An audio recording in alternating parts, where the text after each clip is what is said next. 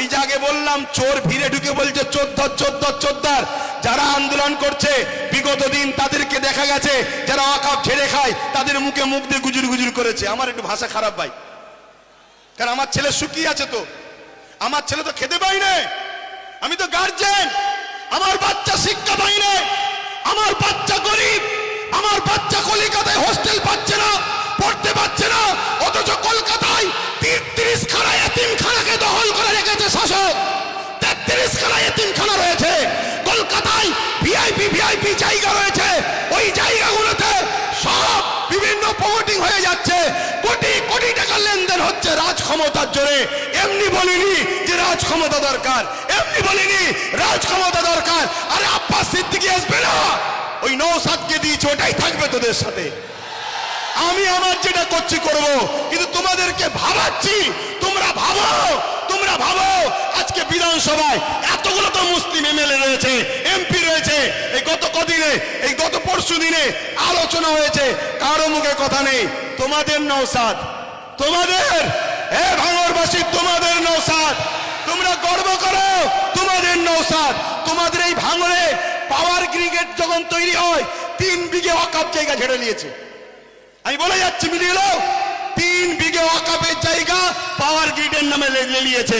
পাওয়ার গ্রিডের প্রয়োজন আছে না নয় ভাঙড়বাসী জানে, ও বিষয় যাচ্ছি না, আরো জায়গা আছে তো, কিন্তু ওয়াকফ নিবি কেন?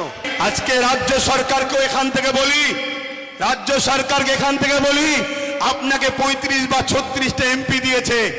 আমার সরল প্রাণ ভাইয়েরা, আমার সরল প্রাণ ভাইয়েরা ভালোবেসে দিয়েছে, ঠিক আছে, আপনাকে বিশ্বাস করেছে, এই বিশ্বাসের ন্যূনতম হকটা আদায় করুন।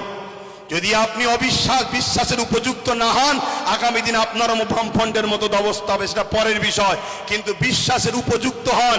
এই ভারতবর্ষে, এই বাংলায় 35 বা 36 কটা 34টা এমপি দিয়েছে, 34টা। মনে রাখবেন, বিল অকবাল নিলে হবে না।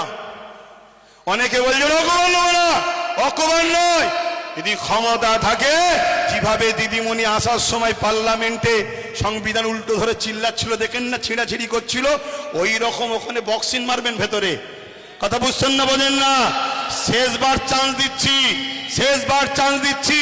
এই লড়াই সংবিধানকে বাঁচাবার লড়াই, শুধু মুসলমানদের লড়াই নয়, সংবিধানকে বাঁচাবার লড়াই। আপনি সংবিধানের স্বার্থে করেন, আমাদের ভালো যদি নাও চান, কমসে কম সংবিধানকে তো ভালোবাসেন, সংবিধানের স্বার্থে করেন। আরেকটা কথা রাজ্য সরকারকে বলে যায়, সেটা হলো এটাই, আপনার অনেক আইবি লোক আছে, পুলিশ বন্ধুরা রয়েছে, খবর আপনাদের কাছে চলে যাবে ঠিকই। শ্রদ্ধার সাথে বলছি, যে ওয়াদা করেছিলেন ওয়াকফ ফিরিয়ে দাও, ফিরিয়ে দেব, এই ওয়াকফকে ইমিডিয়েটলি ফিরিয়ে দেন। ওয়াকফকে যারা দখল করেছে দখল মুক্ত করেন। এ কথা যখনই বলা হবে, রাজ্য সরকার কি বলে জানেন? যে ওইভাবে বুলডোজার আমি চালাতে পারবো না। কিন্তু আমরা দেখেছি এই রাজ্য সরকার গরিব হকারদের করে বুলডোজার চালিয়ে ভেঙেছে।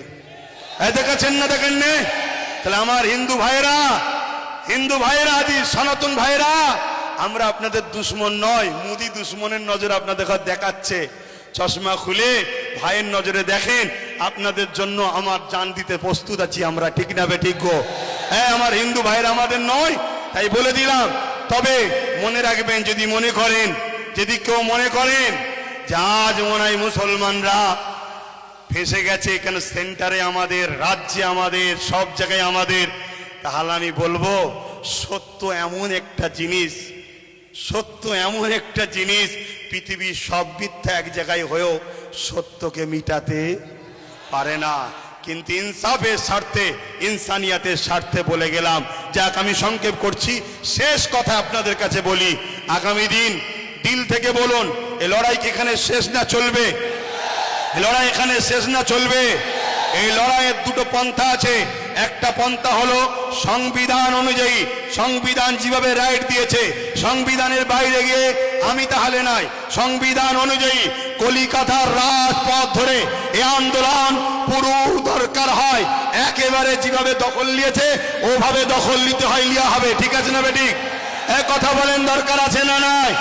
তো মনে রাখবেন, এই লড়াই চলবে, কিন্তু সংবিধানের ডায়েরির মধ্যে থেকে, সংবিধানের আন্ডারে থেকে, সংবিধানের বাইরে গিয়ে নয়। আর একটা কথা বলি, আপনারা বোকার মতো ছুটবেন না, ওই জায়গায় বললাম চোর ভিড়ে ঢুকে বলছে চোদ্দার চোদ্দার চোদ্দার। যারা আন্দোলন করছে বিগত দিন তাদেরকে দেখা গেছে, যারা ওয়াকফ ছেড়ে খায় তাদের মুখে মুখ দিয়ে গুজুর গুজুর করেছে। আমার একটু ভাষা খারাপ ভাই, কারণ আমার ছেলে শুকিয়ে আছে, তো আমার ছেলে তো খেতে পাই না, আমি তো গার্জেন, আমার বাচ্চা শিক্ষা পাই না, আমার বাচ্চা গরিব, আমার বাচ্চা কলকাতায় হোস্টেল পাচ্ছে না, পড়তে পারছে না, অথচ কলকাতায় 33 খানা এতিমখানাকে দখল করে রেখেছে শাসক। 33 খানা এতিমখানা রয়েছে কলকাতায়, ভিআইপি জায়গা রয়েছে, ওই জায়গাগুলোতে সব বিভিন্ন প্রমোটিং হয়ে যাচ্ছে, কোটি কোটি টাকা লেনদেন হচ্ছে রাজ ক্ষমতার জোরে। এমনি বলিনি যে রাজ ক্ষমতা দরকার, এমনি বলিনি রাজ ক্ষমতা দরকার। আরে আব্বাস সিদ্দিকী আসবে না, ওই নওশাদকে দিয়েছে, ওটাই থাকবে তোদের সাথে। আমি আমার যেটা করছি করব, কিন্তু তোমাদেরকে ভাবাচ্ছি, তোমরা ভাবো, তোমরা ভাবো। আজকে বিধানসভায় এতগুলো তো মুসলিম এমএলএ রয়েছে, এমপি রয়েছে, এই গত কদিনে, এই গত পরশু দিনে আলোচনা হয়েছে, কারো মুখে কথা নেই।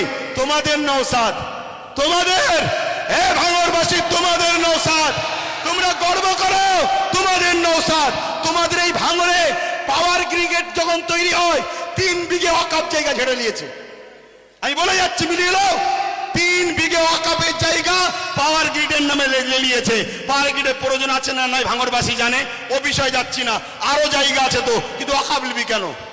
কথা বুঝে আসছে?